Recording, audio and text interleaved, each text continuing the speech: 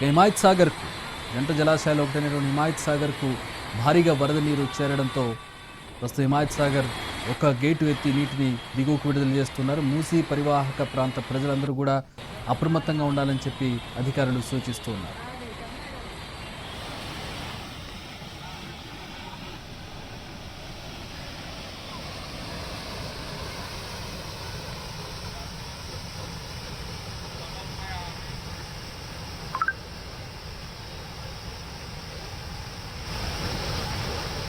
Himayat Sagar gate ఎత్తి నీటిని దిగువకు విడుదల చేశారు. హైదరాబాద్ నగరానికి నీరందించే ఉద్దేశంతో నిర్మించినటువంటి జలాశయాలు హిమాయత్ సాగర్ అండ్ గండిపేట. ఈ జలాశయాలు ప్రస్తుతం భారీగా కురిసినటువంటి వర్షానికి హిమాయత్ సాగర్ పూర్తి స్థాయి నీటి మట్టం చేరడంతో హిమాయత్ సాగర్ ఒక గేటును ఎత్తి నీటిని దిగువకు విడుదల చేస్తున్న దృశ్యాలను మనం చూస్తున్నాం.